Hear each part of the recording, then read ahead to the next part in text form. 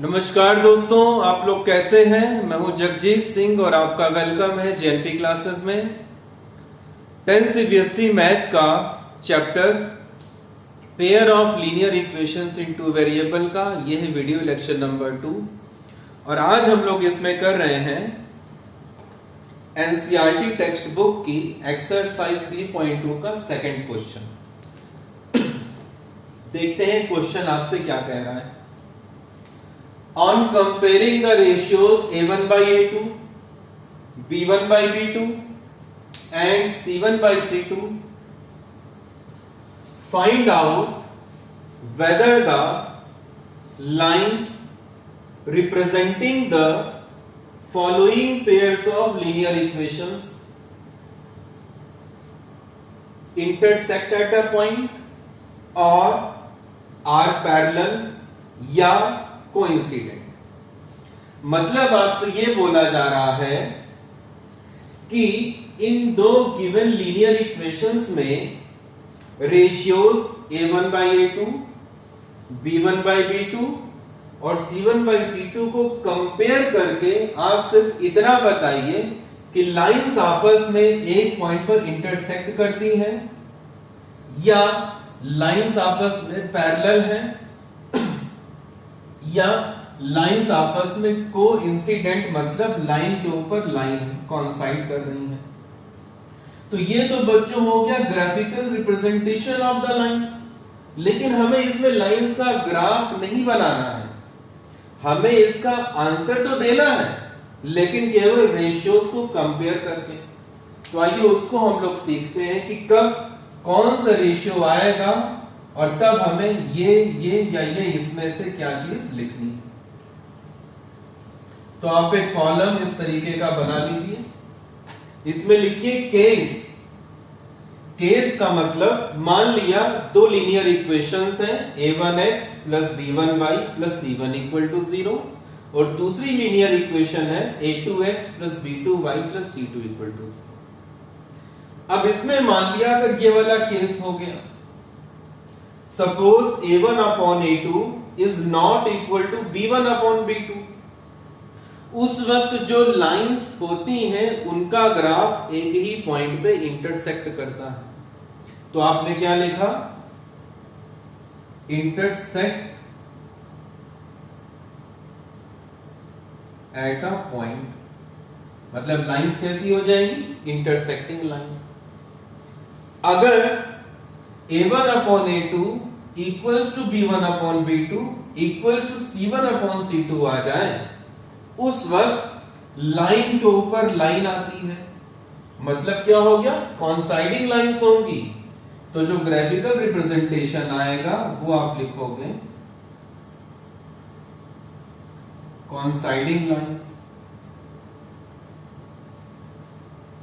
अगर a1 upon a2 equal to b1 upon b2 but not equal to c1 upon c2 आ जाए, उस case में lines आपस में पैरेलल होंगी।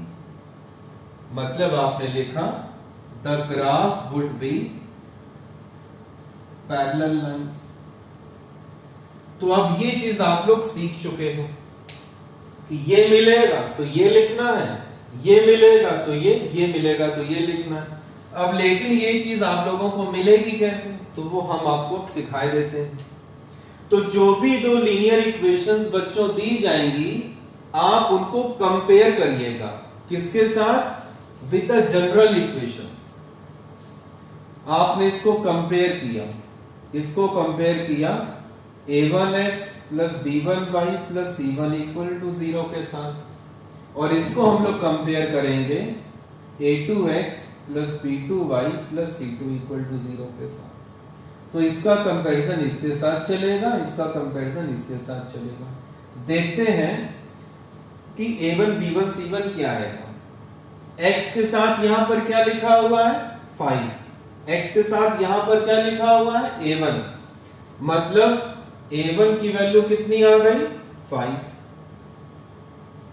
y के साथ b1, y के साथ -4, तो b1 की वैल्यू हो गई -4। इधर से आप देख लीजिए b1 की वैल्यू हो गई -4। जो टर्म बच गया वो C1 है, जो बच गया वो 8 है, तो C1 की वैल्यू कितनी हो गई? 8।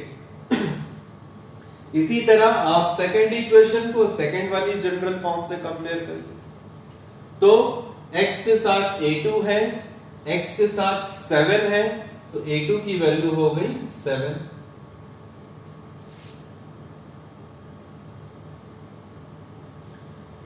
फिर y के साथ b2 है, y के साथ 6 है, b2 की वैल्यू आ गई 6। जो बच गया वो C2 है, जो बच गया वो -9 है, तो C2 कितना हो गया बच्चों? -9। So after getting the values of A1, B1, C1, A2, B2, C2, now we will find ratios A1 by A2, B1 by B2 and C1 by C2. Find out इसको करते हैं। आपने यहां से निकाला A1 by A2 कितना होगा? A1 5 है, A2 7 है, ये हो गया 5 by 7। ये आपस में कटता तो है नहीं, कटेगा तो आप इसको काट के लिखिएगा। B1 by B2 आपने निकाला, कितना हो गया? -4 by 6। ये आपस में कैंसिल हो रहा है, 2 2 जा 4, 2 3 जा 6, तो B1 upon B2 हो गया -2 by 3। C1 upon C2 भी आपने किनारे फाइंड करके लिख दिया, ये हो गया 8 upon -9। ठीक है, अब आप देखो कि इसमें से कौन सी कंडीशन सेटिस्फाई हो रही है। तो A1 upon A2 B1 upon B2 के इक्वल है कि नहीं है? A1 upon A2 तो 5 by 7 है, B1 upon B2 तो -2 by 3 है, मतलब ये आपस में इक्वल नहीं है। नहीं है मतलब फर्स्ट वाला केस इसमें सेटिस्फाई हो गया, तो आपने लिखा here A1 by A2 is not equal to B1 by B2, क्योंकि ये इसके इक्वल होता ही नहीं है। भाई 5 by 7 -2 by 3 के इक्वल नहीं होता, इसलिए A1 by A2 B1 by B2 के इक्वल नहीं आ रहा। और अगर नहीं आएगा तो हम लोग अब क्या लिखेंगे? Lines will intersect at a point. इस तरीके से आपने आंसर लिखा, so lines will intersect at a point. इस तरह बच्चों हम लोग इस क्वेश्चन को करेंगे। इस क्वेश्चन के 2 पार्ट्स और हैं, ये 2 पार्ट्स आप लोग अपने आप करिएगा ट्राई, और ट्राई करने के बाद बस आप ये देखिएगा इसमें से कौन सा केस सेटिस्फाई होता है, उसके रिगार्डिंग आपको ये या फिर ये चीज वहां पर लिखनी होगी। सो बच्चों, thank you so much, wish you all the very best.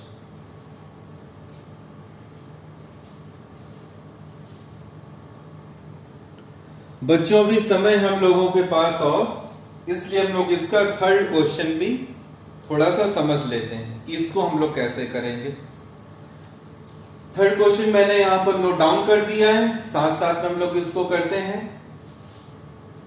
On comparing the ratios A1 by A2, B1 by B2, C1 by C2, ये मीनिंग आ गई आप लोगों को समझ में। Find out whether the lines representing the following pairs of linear equations are consistent कि inconsistent. मतलब इस क्वेश्चन नंबर 3 में जो कि एनसीईआरटी का है, सेम लैंग्वेज है यहां से लेकर के यहां तक। बस अब आगे ये आपसे बोल रहे हैं कि बताइए रेशियो को कंपेयर करके कि जो लाइंस हैं वो आपस में कंसिस्टेंट है कि इनकंसिस्टेंट है। तो आइए सेम इसी वाले टेबल में, अगर A1 by A2 not equal to B1 by B2 आ जाए, उस वक्त कंसिस्टेंट होगा।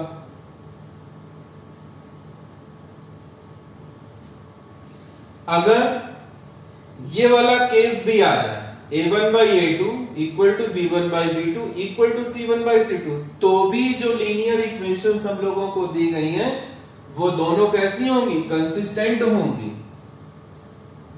कंसिस्टेंट होंगी।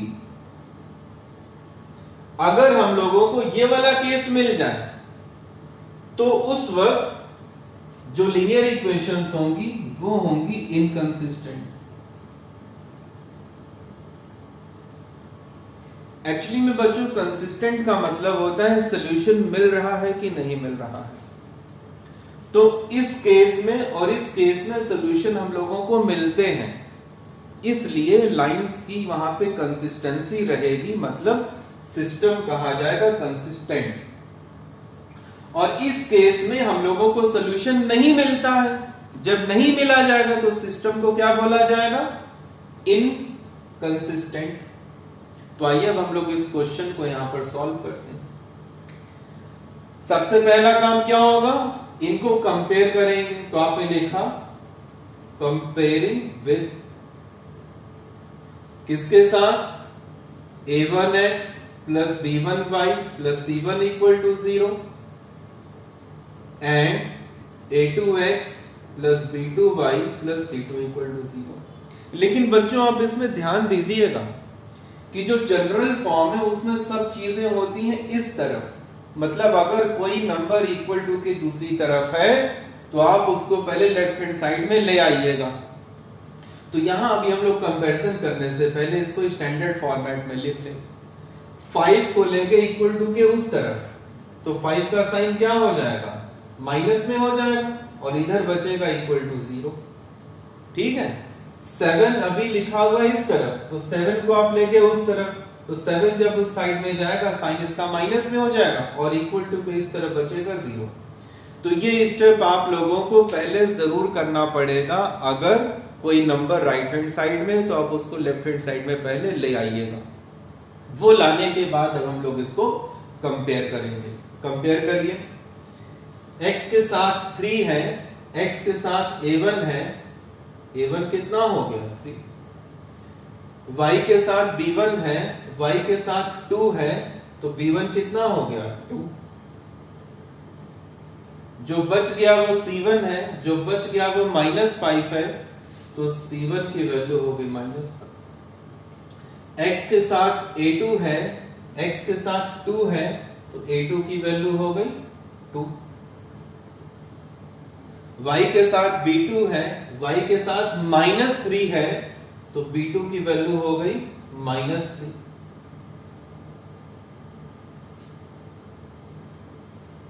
जो बच गया वो c2, जो बच गया वो -7, c2 हो गया -7। अब आपने यहां पर रेशियोज फाइंड आउट करें। लिखेंगे a1 अपॉन a2 कितना आ रहा है भाई? 3/2। ये कैंसिल तो हो नहीं रहा। b1 बाई b2 आपने देखा, ये हो गया 2 अपॉन -3, ये भी आपस में कैंसिल नहीं हो रहा। c1 बाई c2 हो गया -5/7 सर, -5 अपॉन -7, माइनस माइनस यहां से कैंसिल, तो c1 अपॉन c2 हो गया 5/7।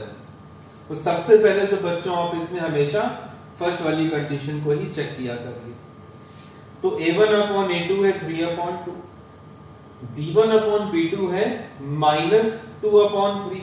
तो ये दोनों सेम है कि नहीं है? सेम नहीं है, मतलब a1 upon a2 is not equal to b1 upon b2। तो आपने लिखा as a1 upon a2 is not equal to b1 upon b2. So the linear equations are, क्या लिखोगे? कंसिस्टेंट। ये केस होगा तो हम लोग क्या लिखेंगे? कंसिस्टेंट। तो आपने लिखा so given linear equations are consistent। इस तरीके से हम लोग इसके सारे पार्ट्स को सॉल्व करेंगे। ठीक है।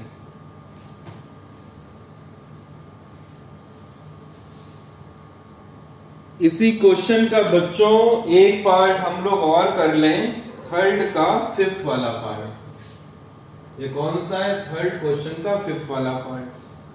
कैलकुलेशन वाइज हो सकता है आप लोगों को थोड़ी सी इसमें दिक्कत हो जाए, उस वजह से ये वाला क्वेश्चन भी यहां पे कर रहे हैं। तो इसको हम लोग किसके साथ कंपेयर करेंगे? a1x plus b1y plus c1 equal to 0 के साथ। ठीक।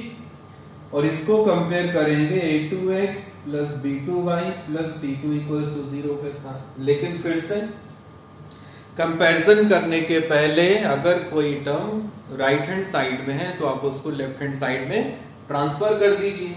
तो 8 यहां पर क्या कर रहा है, इसको उधर भेजिए, इधर प्लस में उधर जाकर माइनस में हो गया, यहां पर हो गया इक्वल टू 0। यहां पर 12 इधर क्या कर रहा है, इसको भी आप उधर भेजिए, -12 हो गया, इधर बचा इक्वल टू 0। आगे इतना। Now you have to compare to find a1 b1 c1 and a2 b2 c2। x के साथ a1 है, x के साथ 4/3 है, तो a1 कितना हो गया, बोलिए कितना हो गया, 4/3। y के साथ b1, y के साथ 2, तो b1 कितना हो गया, बोलते रहिए, b1 हो गया 2। जो बच गया वो c1, जो बच गया वो -8, c1 कितना हो गया, -8। इन द सेम वे जब आप इसको कंपेयर करोगे तो हम लोगों को मिलेगा a2 equals to 2, b2 equals to 3 और c2 इक्वल्स टू -12। अब हम लोग इसमें क्या करेंगे, यही चीज करेंगे, रेशियोज इसमें निकालेंगे, फाइंड करिए। a1 अपॉन a2 हो गया 4/3/2। इसमें क्या होगा, 4, ये जो 3 है ये नीचे आ जाएगा, तो ये हो गया 3 इंटू 2 नीचे आकर के, ठीक। इसको आपने सॉल्व किया, 2 2 4, तो 2 ऊपर बचा, 3 हो गया नीचे, तो a1 अपॉन a2 की वैल्यू आ गई 2/3। अब आपने b1/b2 निकाला, ये हो गया 2/3, ये 2 है, ये 3 है। फिर आपने c1/c2 इसमें फाइंड आउट किया, -8 अपॉन -12, पहले तो ये माइनस माइनस यहां से हटे, फिर 4 2 8, 4 3 12, तो c1/c2 हो गया 2/3। तो a1/a2 भी 2/3 है, b1/b2 भी 2/3 है, c1/c2 भी 2/3 है, तो इसमें से कौन सा केस सेटिस्फाई हो गया, a1/a2 equal to b1/b2 equal to c1/c2, क्योंकि तीनों की वैल्यू सेम आ रही है। तो आपने लिखा है here a1/a2 equal to b1/b2 equal to c1/c2, so given pair of linear equation is, क्या लिखेंगे, कंसिस्टेंट। आई बात समझ में। तो इस तरीके से हम लोग इन क्वेश्चंस को सॉल्व करेंगे बच्चों।